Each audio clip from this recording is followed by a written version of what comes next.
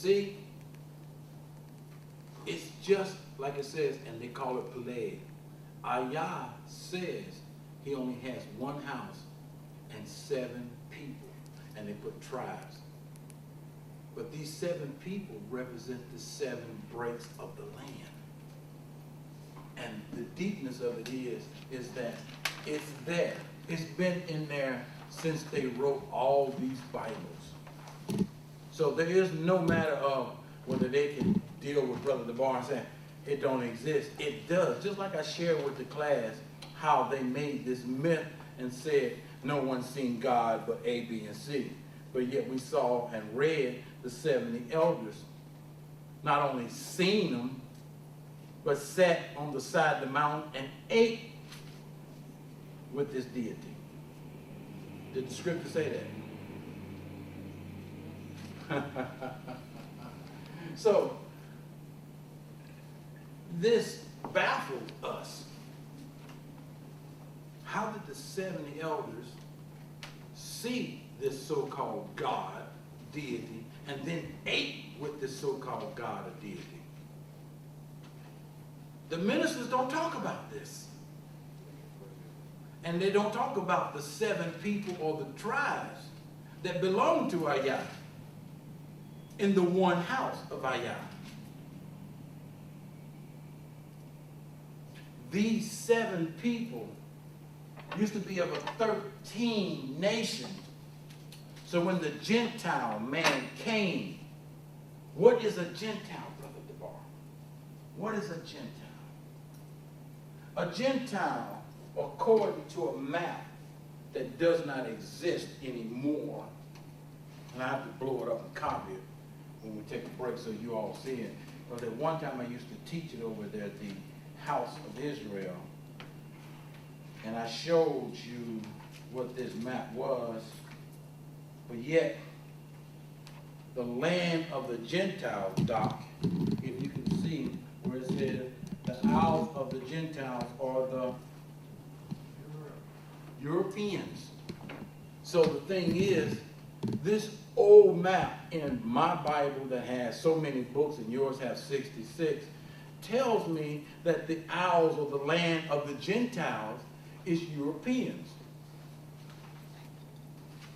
In this factor, we begin to see certain things. That's why they say they are gentlemen.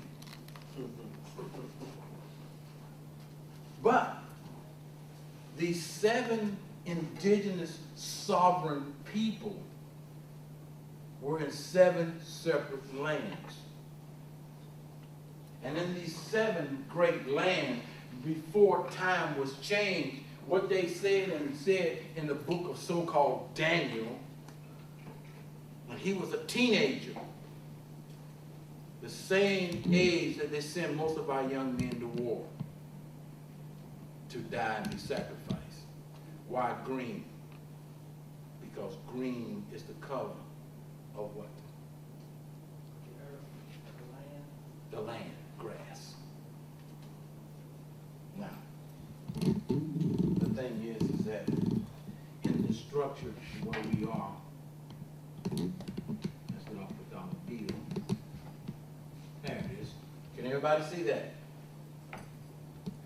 This is what they call the symbolic representation of the 7 clans of the so-called nations, which are called Cherokees.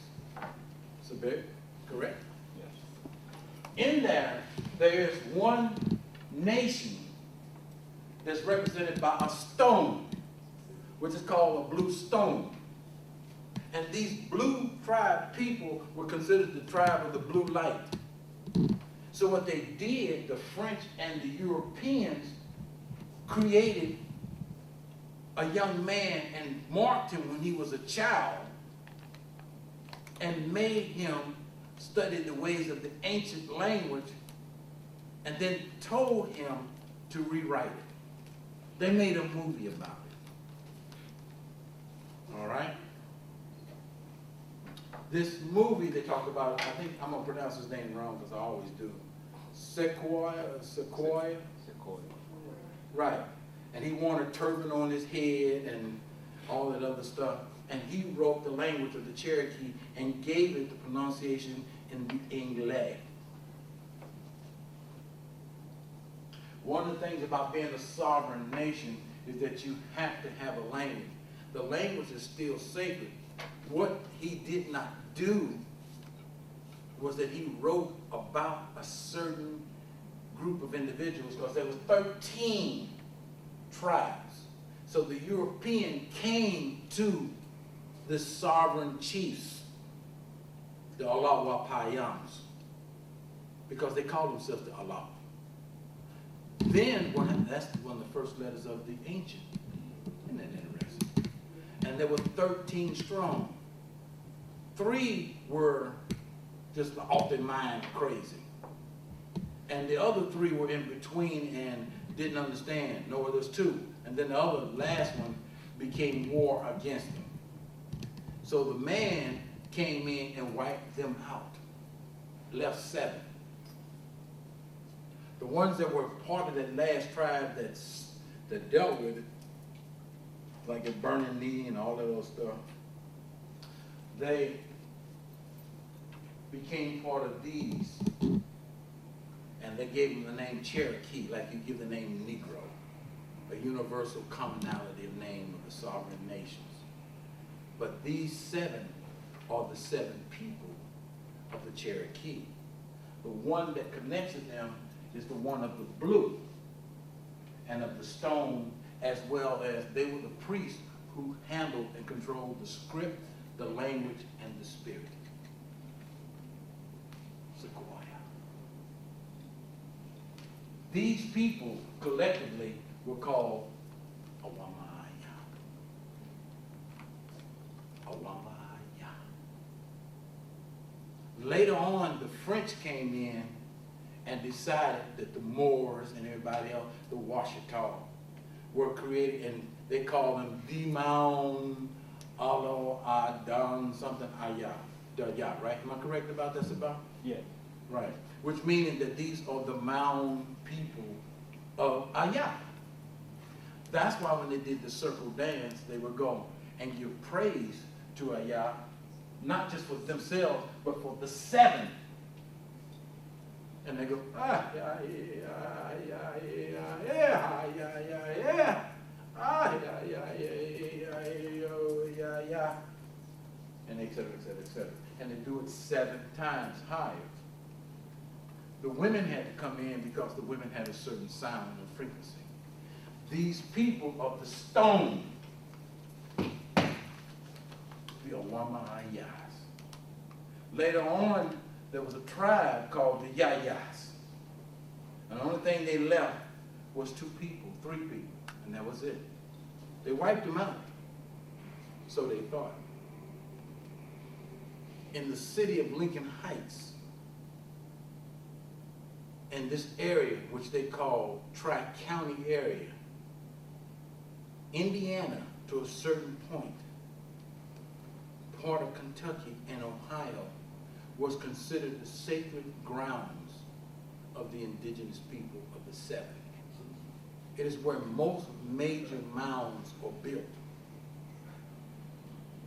They built 2 military bases in dedication of our indigenous and sovereign people.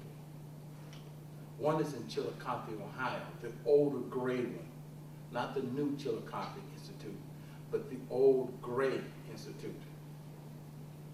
In the old Gray Institute, they tell you in the park that's across from it, that that's where they had the specialized forces, and there's sacred mounds there, and I went there. And as I was traveling there with one of my sisters, we were getting ready to cross a road. And as we was getting ready to cross the road, we do have this on film. As we was getting ready to cross the road, thousands and thousands of bugs formed a wall so we couldn't pass. So I said, sister, we don't need to go there. Then we went to the center of the mound, and the wind started swirling, and the leaves formed the triangular cone kind of thing. So I knew that there were sacred grounds. But coming and going, there was an area, and there are 3 Lincoln Heights in this country that I know of.